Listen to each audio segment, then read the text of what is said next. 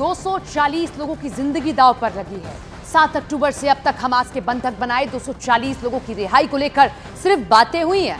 अब एक नई रिपोर्ट के मुताबिक हमास और इजराइल के बीच बंधकों की रिहाई को लेकर नई डील होने जा रही है। लेकिन इससे पहले ही नेतन्याहू के गुस्से ने इजराइल को बड़ा नुकसान पहुंचा दिया है।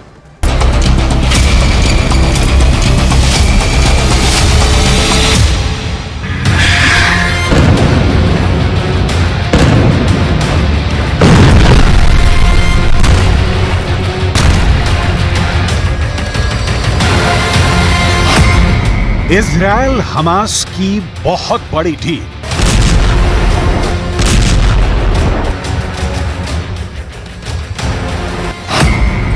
बंधकों की रिहाई का खुला रास्ता।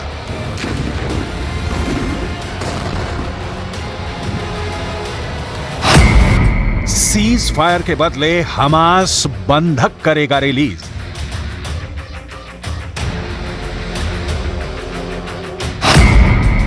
डील पर लगेगी नेतन्याहू की मुहर।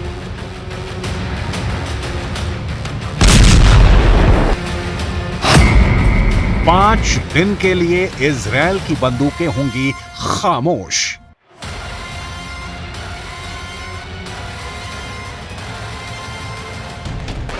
सीज फायर और बंधकों की रिहाई की डील के शोर शराबे के बीच ये बात नोट करने वाली है कि इजराइल अमेरिका की लीक पकड़कर नहीं चल रहा।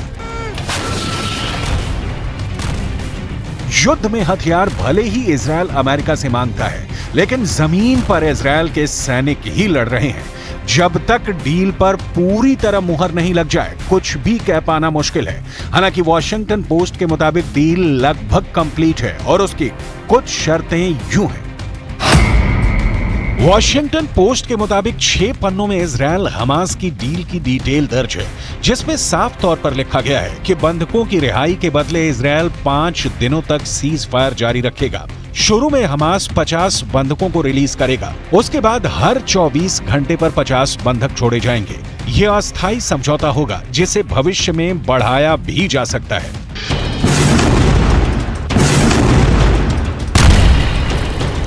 हमास इस हिसाब से कितने बंधकों को कब तक रिलीज करेगा, इसकी कोई डिटेल नहीं है। रिपोर्ट में यह बात भी सामने नहीं आ रही है कि इस डील के लिए कोई तारीख निर्धारित की गई है, तो वो कौन सी तारीख है।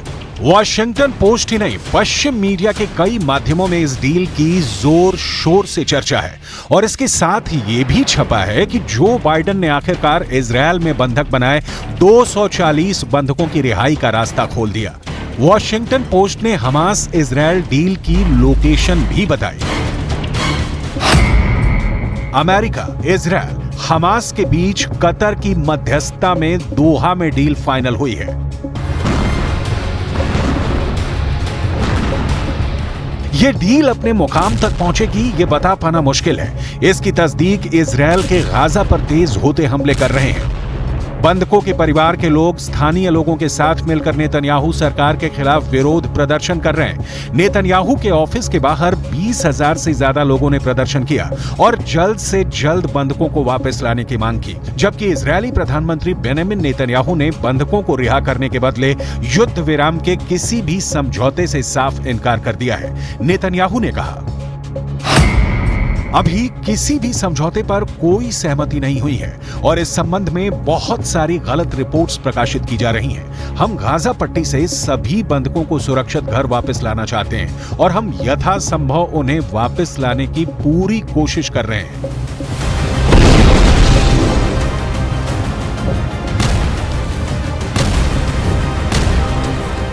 इस बीच युद्ध विराम पर वॉशिंगटन पोस्ट की रिपोर्ट सामने आने के तुरंत बाद जो बाइडेन प्रशासन ने किसी भी संभावित डील से इनकार किया है। जो बाइडेन नेतन्याहू के हर उस कदम के साथ हैं जिसका मकसद है हमास के आखिरी आतंकी के जिंदा रहने तक इजराइल की तोपों का मुंह गाजा में खुला रहेगा।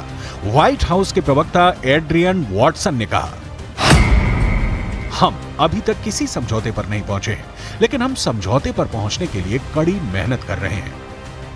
ऐसा कोई पहली बार नहीं हुआ है कि इजराइल और हमास के बीच सीज फायर की खबरें सामने आई हैं।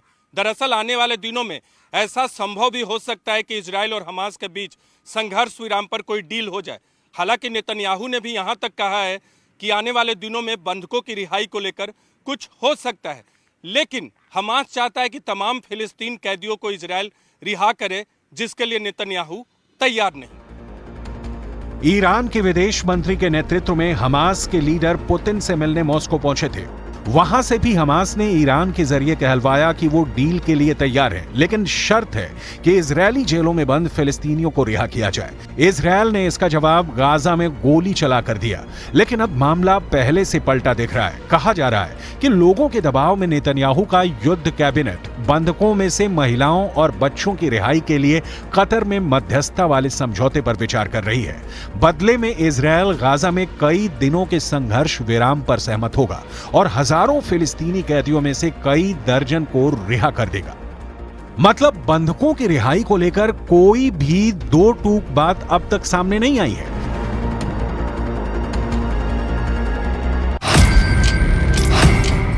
हमास इजरायल में डील हुई। हमास इजरायल के बीच डील नहीं हुई। हमास बंधकों को रिहा करने के लिए तैयार है। इजरायल सीज फायर के लिए तैयार है। इजरायल फिलिस्तीनी कैदियों को रिहा करेगा।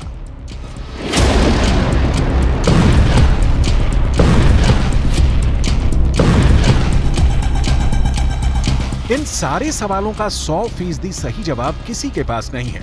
बंधकों को लेकर तमाम तरह की खबरों के बीच सच ये भी है कि अब भी 240 लोगों की जिंदगी हमास के लड़ाकों की बंदूक के ट्रिगर पर टिकी है। 240 लोग 7 अक्टूबर की एक मनहूस सुबह हमास ने उठा लिए। इन्हें गाजा ले गए और इजरायल को अब तक खबर नहीं कि इन लोगों को हमास ने गाजा की किस गली में छिपा कर रखा है। इनके साथ क्या सलूक हो रहा होगा।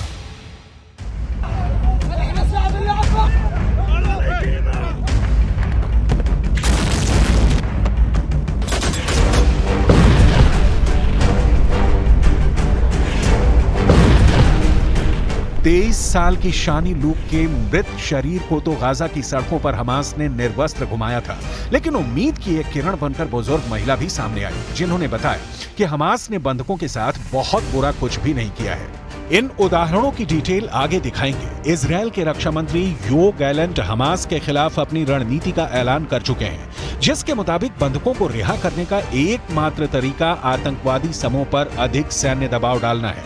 रक्षा मंत्री गैलेंट का बयान उन मीडिया रिपोर्ट के बाद आई जिनमें दावा किया गया था कि कैदियों की अदला बदली की योजना है और हमास इजरायली जेलों में बंद कई फिलिस्तीनी महिलाओं और बच्चों के स्थान पर 50 बंधकों की रिहाई के लिए सहमत हो गया है।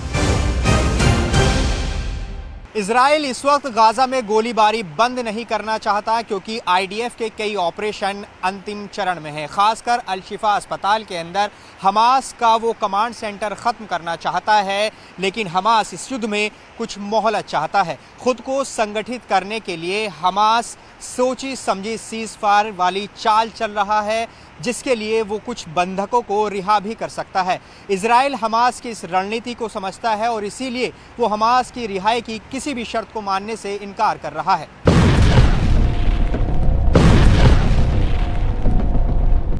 जमीनी हकीकत यह है कि दुनिया भर में अपने खुफिया ऑपरेशन को अंजाम देने के लिए जानी जाने वाली मोसाद अब तक बंधकों को छुड़ाने के लिए किसी सफल ऑपरेशन को अंजाम नहीं दे सकी है। ऐसे में इजरायल की मोसाद पर तमाम सवाल खड़े हो रहे हैं। सवाल ये भी हैं कि क्या इजरायली सुरक्षा और खुफिया एजेंसियों के दिमाग में कोई बड़ा प्लान काम कर रहा है। युद्ध शुरू होने के बाद से हमास ने 4 नागरिक बंधकों को रिहा कर दिया है, जबकि एक महिला सैनिक को इजरायली बलों ने बचाया है। कुछ मीडिया रिपोर्टों में दावा किया गया है कि बंधकों में से लगभग 30 बच्चे हैं। सबकी रिहाई सुरक्षित कराना इजरायल की बड़ी जिम्मेदारी है, क्योंकि अब तक मानवीय आधार पर सीज फायर करने की इजरायल से डील करने की कोशिश कर रहे हमास ने बंधकों की रिहाई की कई देशों की अपील ठुकरा दी है।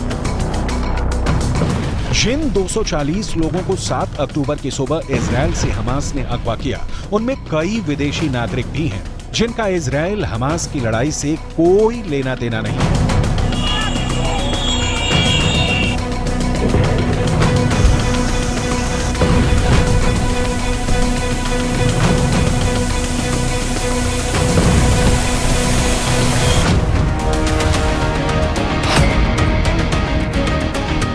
इन बंधकों में थाईलैंड के 14 लोग, जर्मनी के 8 लोग शामिल हैं, अर्जेंटीना के 16 लोगों को और 9 ब्रिटिश लोगों को बंधक बनाया गया है।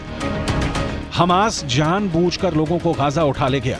इसी हालात में फायदा उठाने के लिए जब युद्ध उसकी गर्दन पर उतरने लगे तो बंधकों की रिहाई के बदले इजरायल से अपने शर्तों पर डील कर सके। लेकिन इजरायल है, झुकेगा नहीं। उदाहरण देखिए और बिल्कुल क्लियर हो जाइए। 27 जून 1976 इजरायल की राजधानी तेल अवीव से एक विमान ने ग्रीस की राजधानी एथेंस के लिए उड़ान भरी। फ्लाइट में 246 यात्री और क्रू मेंबर्स मौजूद थे। इस विमान को फिलिस्तीनी आतंकी अगवा कर युगांडा ले गए। इजरायल की खुफिया एजेंसी और कमांडोज ने अपने नागरिकों को बचाने के लिए ऑपरेशन थंडरबोल्ट को अंजाम दिया। अपहरण के 7 दिन के भीतर 4 जुलाई को 4000 किलोमीटर दूर युगांडा जाकर इजरायली कमांडोज ने न सिर्फ आतंकियों का सफाया किया बल्कि अपने नागरिकों को सुरक्षित निकाल कर लिया।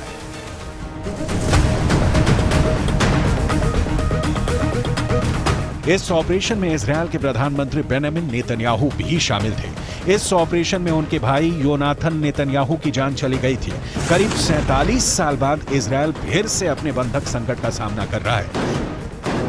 तारीख पर तारीख निकलती जा रही है, लेकिन 240 लोगों की जान तमाम कोशिशों के बावजूद अब तक अटकी है।